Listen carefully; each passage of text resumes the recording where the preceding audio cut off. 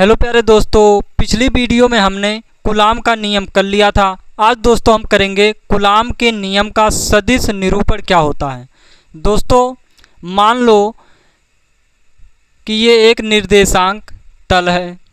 ये क्या है दोस्तों? एक निर्देशांक तल है जिसका मूल बिंदु O है।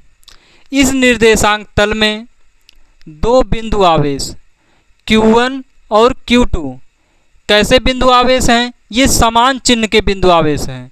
समान चिन्ह का मतलब हुआ कि ये अगर प्लस का Q1 है तो प्लस का Q2 भी होगा, यानी कि इनका चिन्ह समान होगा। या तो ये माइनस माइनस के होंगे या फिर ये प्लस प्लस के होंगे। निर्वात में एक दूसरे से r दूरी पर रखे गए हैं। माना निर्देशांक का मूल बिंदु 0 है या O है, जिसमें Q1 व Q2 एक दूसरे से r दूरी पर निर्वात में रखे गए हैं। अब दोस्तों Q2 Q1 पर एक बल लगाएगा। दोस्तों अगर यहाँ पर चिन्ह समान है तो प्रतिकर्षण बल लगेगा, अगर चिन्ह विपरीत होते तो आकर्षण बल लगता। लेकिन यहाँ पर कैसे चिन्ह होंगे? समान चिन्ह होंगे, यहाँ पर प्रतिकर्षण बल लगेगा।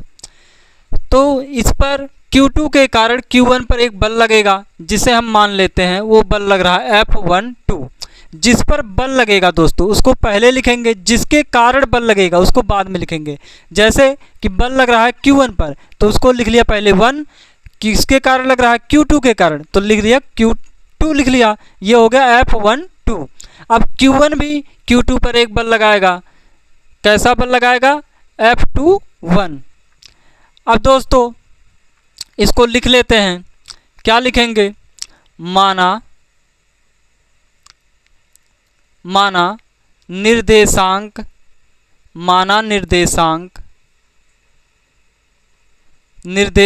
का मूल बिंदु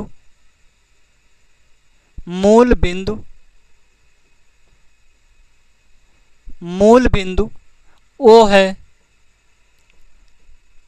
इसका निर्देशांक का मूल बिंदु क्या है दोस्तों? O है, जिसमें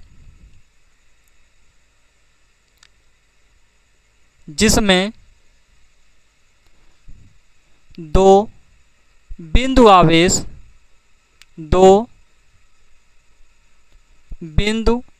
आवेश समान चिन्ह के, जिसमें दो बिंदु आवेश Q1 व Q2 समान चिन्ह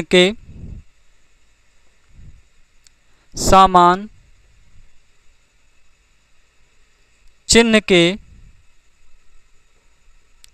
एक दूसरे से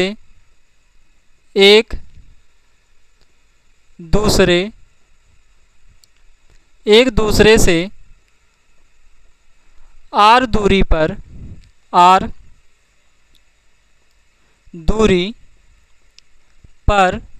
पर निर्वात में स्थित हैं।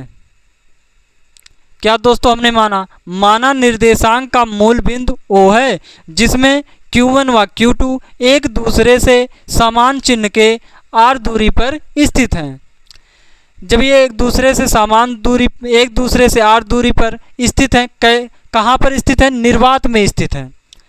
अब दोस्तों Q2 के कारण Q1 पर इंगित करने वाला एकांक वेक्टर हमने मान लिया r12 वेक्टर है। अब Q1 के कारण Q2 पर इंगित करने वाला एकांक वेक्टर क्या होगा दोस्तों? r21 वेक्टर होगा। इसको लिखो।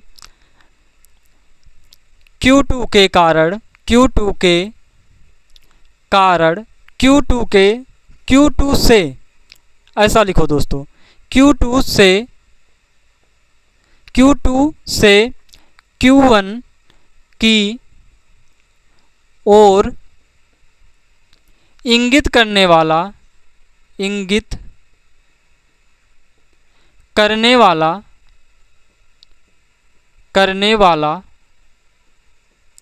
एकांक वेक्टर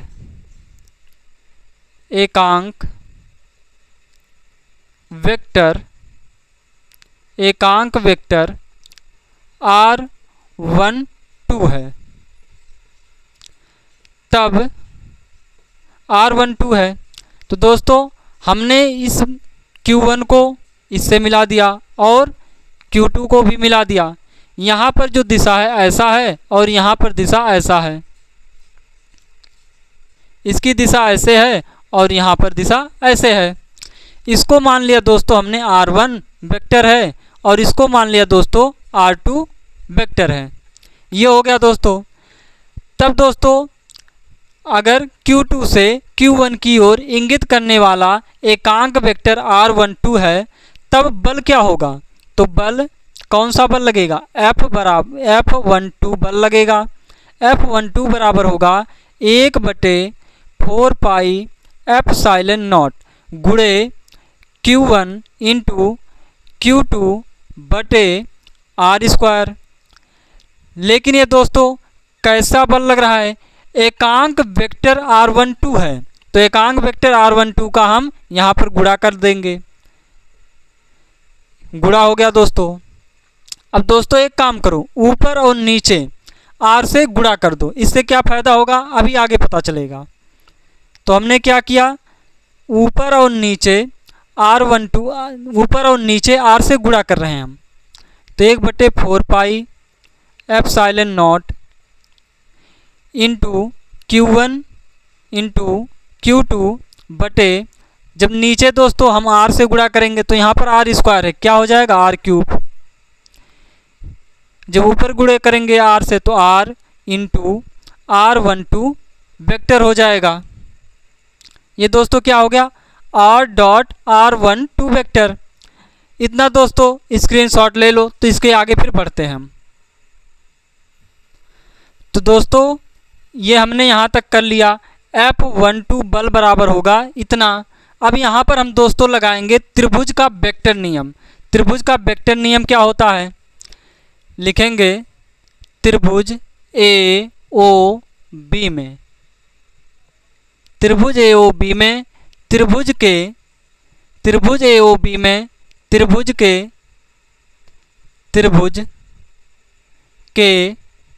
वेक्टर नियम से दोस्तों अगर ये त्रिभुज का वेक्टर नियम आप क्लास 11th में पढ़े हैं तो ठीक बात है, अगर नहीं पढ़े हैं तो यहाँ पर हम समझाएंगे, थोड़ा ध्यान से समझ लेना, आसानी से समझ में आ जाएगा। दोस्तों त्रिभुज का वेक्टर नियम क्या कहता है? त्रिभुज का वेक्टर नियम ये कहता है कि जो समान दिशा उनको जोड़ लो और जो विपरीत दिशा होगा उसके वो बराबर हो जाएगा। यानी कि समान दिशा को अगर हम जोड़ेंगे वो विपरीत दिशा के बराबर हो जाएगा।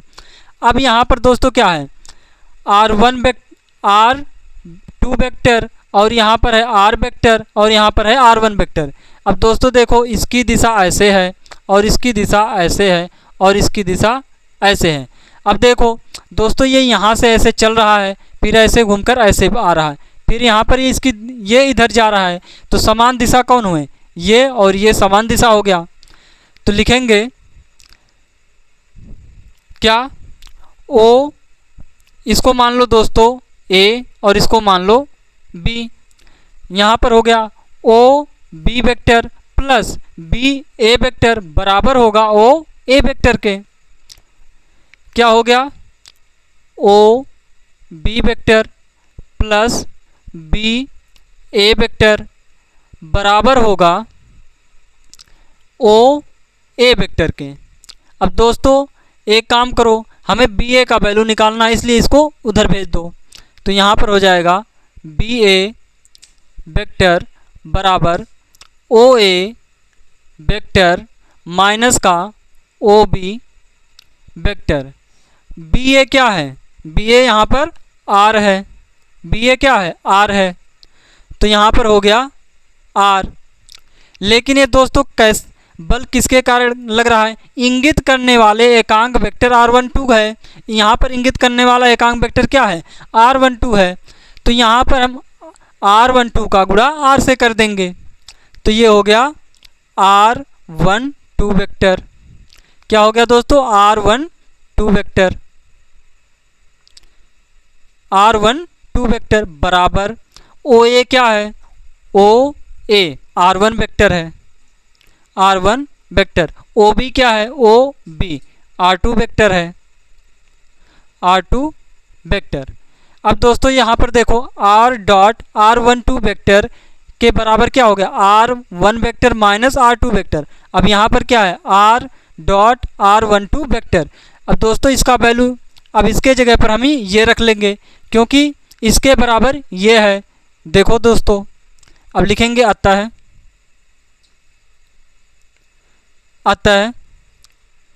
f12 वेक्टर बराबर हो जाएगा 1/4 पाई एप्सिलॉन नॉट गुणे Q1 इंटू Q2 बटे आर क्यूब। अब इसके जगह पर हम क्या लिखेंगे दोस्तों, ये लिख लेंगे। तो यहाँ पर हो जाएगा गुणे r1 vector minus r2 vector. अब दोस्तों हम क्या करेंगे, अब इसी प्रकार दोस्तों हम निकालेंगे Q1 से Q2 की ओर इंगित करने पर उत्पन्न बल।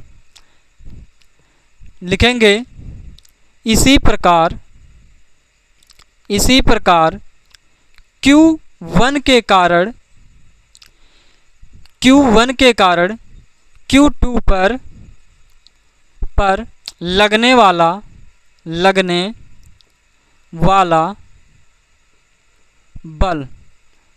वाला बल। इसी प्रकार यहाँ पर क्या लिखेंगे, इसी प्रकार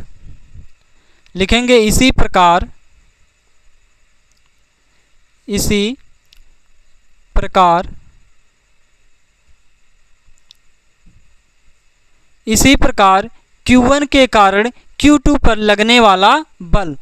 अब दोस्तों ये किस पर बल लगेगा, Q2 पर बल क्या लग रहा है, F21। तो यहाँ पर हो जाएगा F21 वेक्टर बराबर होगा 1/4 pi epsilon not into Q1 dot Q2 बटे आर क्यूब इंटू, यहाँ पर दोस्तों जब बल Q1 पर लग रहा था तो यहाँ पर था r1 vector minus r2 vector. जब बल Q2 पर लगेगा तो यहाँ पर हो जाएगा r2 vector minus r1 vector. यहाँ पर क्या हो गया दोस्तों, r2 vector minus r1 vector. अब दोस्तों इसको ध्यान से देखो और इसको ध्यान से देखो, इन दोनों में अंतर क्या हो रहा है। दोस्तों यहाँ पर देखो इन दोनों में अंतर क्या हो रहा है, ध्यान से देखो दोस्तों, यहाँ पर अभी पता चलेगा। यहाँ पर अंतर यह है, यह बल इस बल के विपरीत है। क्यों, अगर हम यहाँ पर माइनस कॉमन ले लेंगे तो ये क्या बन जाएगा, r1 vector minus r2 vector फिर से बन जाएगा। देखो दोस्तों यहाँ पर अगर r2 माइनस r1 है, अगर हम यहाँ पर माइनस कॉमन ले लें तो क्या बन जाएगा, r1 vector minus r2 vector. Minus जब कॉमन लेंगे तो ये प्लस का है तो ये माइनस का बन जाएगा और ये माइनस का ये प्लस का बन जाएगा। यहाँ पर दोस्तों क्या बन रहा है, ये ऐसा कुछ बन रहा है, यानी कि इस बल की विपरीत ये बल है। तो क्या लिखेंगे यहाँ पर दोस्तों, हमें क्या पता चलता है, यहाँ पर पता चलता है दोस्तों, यहाँ r1 vector minus r2 vector व r2 vector minus r1 vector विपरीत दिशा में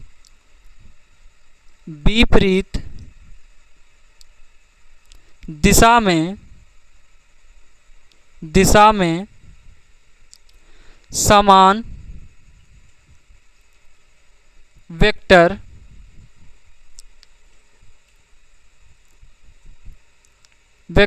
हैं। यहाँ पर दोस्तों हमें क्या पता चल रहा है, यहाँ पर पता चल रहा है दोस्तों r1 माइनस r2 व r2 माइनस r1 विपरीत दिशा में समान वेक्टर हैं। अगर ये विपरीत दिशा में समान वेक्टर हैं तो क्या होगा दोस्तों, यहाँ पर हो जाएगा F12 बल बराबर हो जाएगा माइनस का F21 वेक्टर। क्या हो जाएगा? F12 वेक्टर बराबर हो जाएगा माइनस का F21 वेक्टर के। इसको देखने से दोस्तों क्या पता चलता है? इसको देखने से दोस्तों क्या पता चल रहा है? इसको देखने से ये पता चल रहा है दोस्तों, ये जो कूलाम का नियम है, ये जो कूलाम का नियम है, ये न्यूटन के तृतीय नियम का पालन कर रहा है। न्यूटन का तृतीय नियम क्या होता है दोस्तों? क्रिया प्रतिक्रिया का नियम। क्रिया प्रतिक्रिया का नियम क्या कहता है? अगर किसी वस्तु पर हम बल लगा रहे हैं तो वह वस्तु भी हम पर बल लगाएगा, उतना ही बल लगाएगा। तो क्रिया प्रतिक्रिया का नियम यही कहता है कि कोई वस्तु पर हम बल लगा रहे हैं तो वो भी वस्तु हम पर उतना ही बल लगाएगा। तो यहाँ पर क्या हो रहा है दोस्तों? क्रिया प्रतिक्रिया का नियम लग रहा है।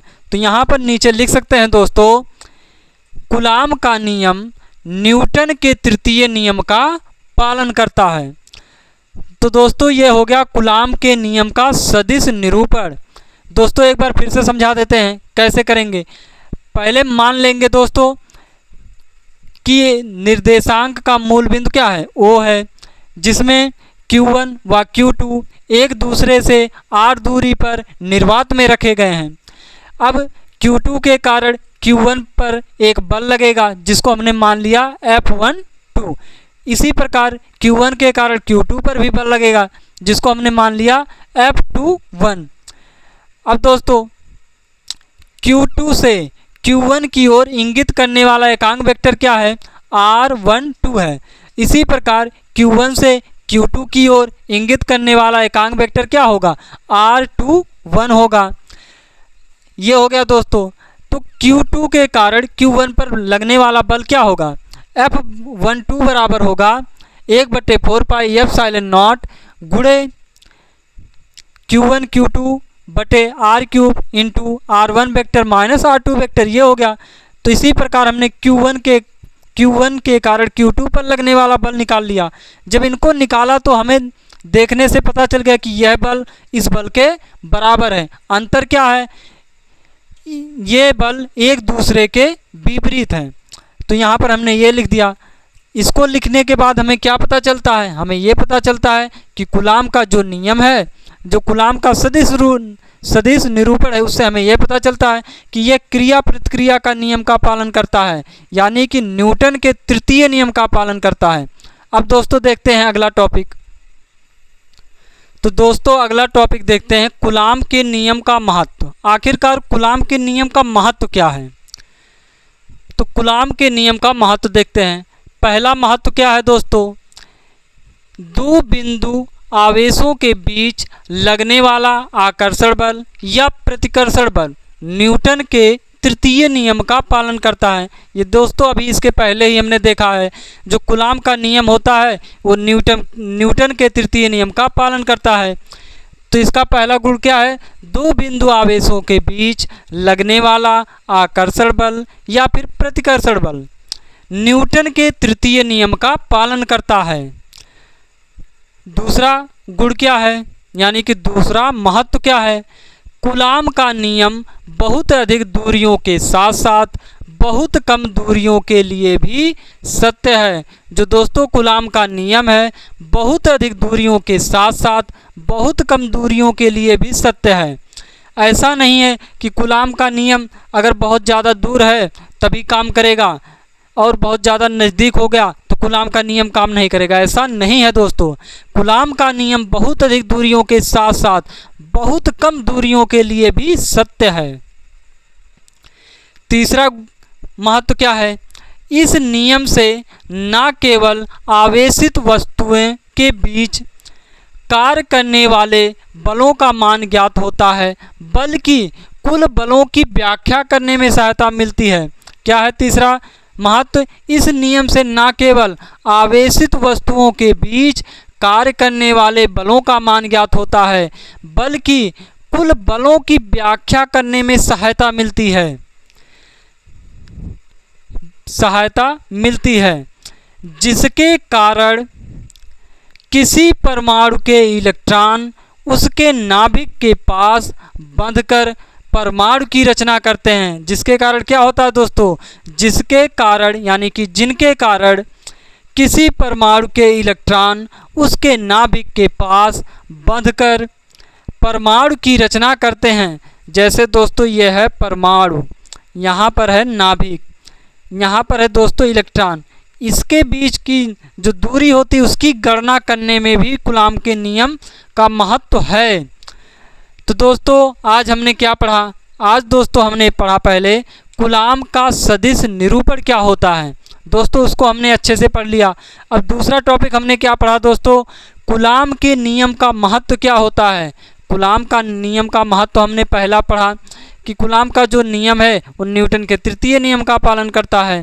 फिर दूसरा हमने क्या पढ़ा दोस्तों, कूलाम का नियम बहुत अधिक दूरियों के साथ साथ बहुत कम दूरियों के लिए भी सत्य है।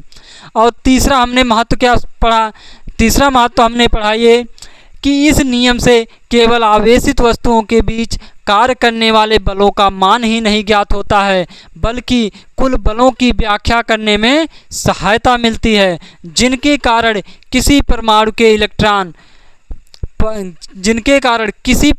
इलेक्ट्रॉन उसके नाभिक के पास बंधकर परमाणु की रचना करते हैं।